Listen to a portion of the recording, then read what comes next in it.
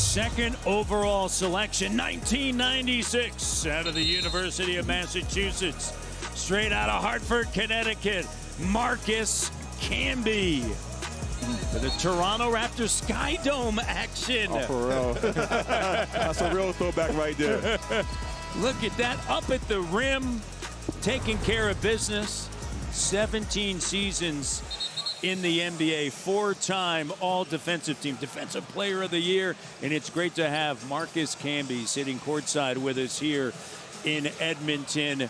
Marcus, great to see you. Alvin, I know you guys, you know, a little bit of history there. Short-lived. Yes, short-lived. real short-lived. I'll tell you this. He threw a party one time my first year. I got my boy from Philly coming with me. Couldn't get in the party. Until he got there, I said, Alvin Williams, you're not on the list. I said, damn, man, nobody knows me. He got me in, though. Yes, Eventually, right? Eventually, you say, all right, man, you're good. Let Alvin in. Well, great to see you. Great to be here. Oh, great. And, you know, one of the things that you look at, the growth of the game in Canada compared to when you started with the Toronto Raptors, it's certainly significant. Oh, there's a big difference. It's like night and day when I was when I came into Toronto in '96, '97. Just to see how the game has grown, the fan base has a real appreciation of the basketball team. So I'm definitely excited about the growth of basketball in Canada, especially in Toronto. Look at 20 NBA players out of Canada, Alvin, certainly big. You've seen the growth, I know, as well. Nah, for sure. Definitely MC hit on it. Like, when we first got here, it was ice hockey. You know, that's what it was. You saw kids walking down the street with ice skates on their shoulders. But it's grown a lot. But you talk about a lot of players that came through here, whether it's Tracy, talked to Stoudemire, talked to Vince. A lot of people missed Toronto when they left. Yes. Did you have that feeling? It's definitely that feeling. You know, just to see the atmosphere that they had. The Jurassic Park out there. I wish we had that when we played, exactly, right? There was something when you go back to 2019, right? You could really see, you know, the future, right? Right there in front of you with the Raptors obviously winning it. But then just this fan base, you look around 20 minutes and it's sold out, an NBA game in Edmonton. That's crazy. And it's not even in Toronto. Like you said, it's in Edmonton. Like I said, the game is growing. The fan base is great. Raptors fans are everywhere. Matt and I were talking, like, just when they introduced you, when you're talking about, I think, looking at your game, you're one of the few players I see at your position that could play in any era. The way you play, the way you see the game. What are your thoughts about the game today? The game today is great. I love it. I love the up-tempo fast-paced game. And I remember when I was playing with the Knicks, it was the first to 81 ball game. We played the Miami Heat. So just to see how the game has grown, the influx of European players are coming in bigger and better and expanding the game out to the three-point line. And you rarely see guys with their back to the basket now, and I like the fast-paced action. Yeah, it's interesting because we were talking about this earlier. You mentioned it, Alvin, but in today's day and age, you played 17 years in the NBA, but just the ability for yourself. Imagine, you know, you guard multiple, you guard 1 through 5. You know, you'd even maybe stretch it out, shoot a three, you know, rim run, all those sort of things. You had that ability, and that's one of the reasons why, even though the game changed and evolved when you played 17 seasons. I know, I'm still in all of that. I'm still surprised that I played that long.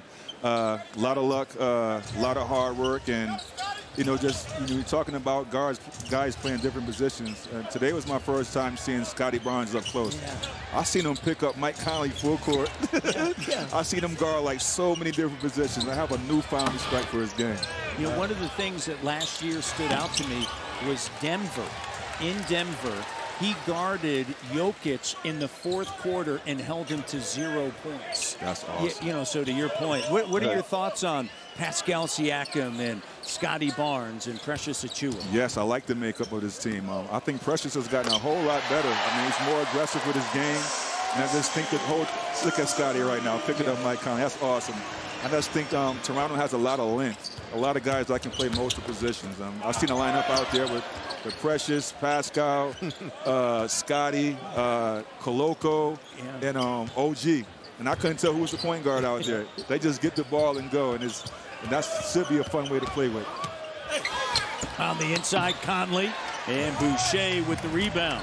No, MC hit it right on the head. We talked about it during the broadcast. The traditional point guard, especially for this team, it's not that it's not needed, but the value of this uniqueness of this team is just crazy with the length and so many people with the ability to handle a basketball and make decisions when they have it. Right. Boucher, the three, no Barnes, offensive glass, and a foul. Nice. And that's what Scotty was doing last year. Like, we saw him guarding James Harden. As you mentioned, he guarding the Joker. He can guard any, really, you hear people say he can guard every position. He truly can guard every position on the floor.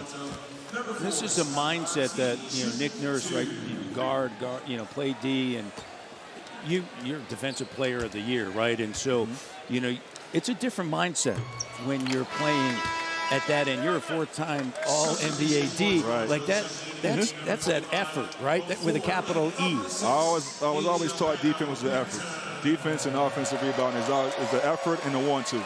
And when you get down in your stance and you make stops, get deflections, it becomes contagious. It makes your teammates want to get up there. They're up there cheering for you. It makes them want to push up on the defenders as well.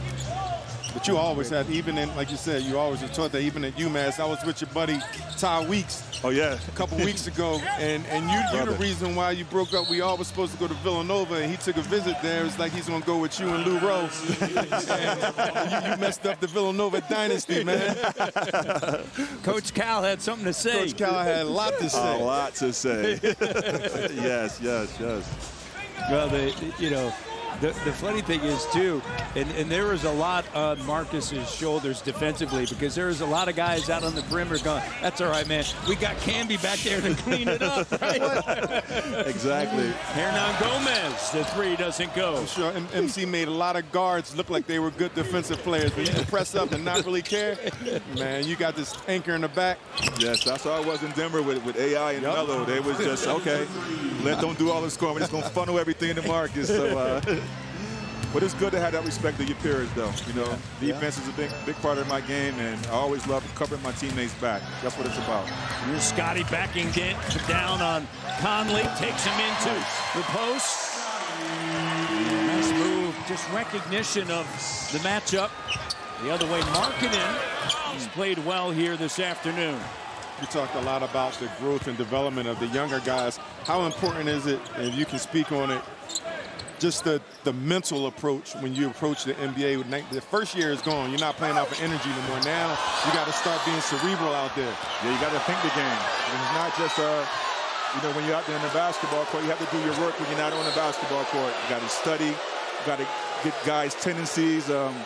It's more mental than physical a lot of the times in the NBA. This looked like an old New York Knick. Maybe even Toronto Raptors. Look at this. This is like no call, all ball. That was definitely a no call in our day. Definitely. It was a no call here today. Yeah, it's play on, play on.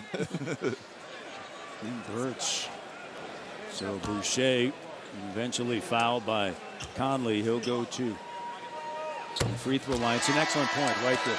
The energy you play with, and then you learn the tendencies you talked about, funneling players to you, all those things. As Barnes will check out. Here's Delano Banton. And the uniqueness of a Scotty Barnes, when he starts to get older, teams, they're going to try to diagram different defenses against you, but he's so unique that he plays, you don't have, it's hard to, because you don't have to draw up a play for him. You can get off the glass. He can do so many things. That's why he's going to be so special, because he just plays the game.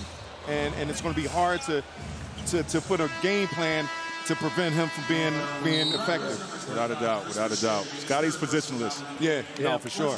Marcus Camby, great to see you. Thank you so much. My brother. For joining us. There it is. Proud of you, man. Proud of you, man. Thank you. MC and Boogie right there. Any parties? Can you get me in a party tonight? My party days are over, Al. Mine too. It's over.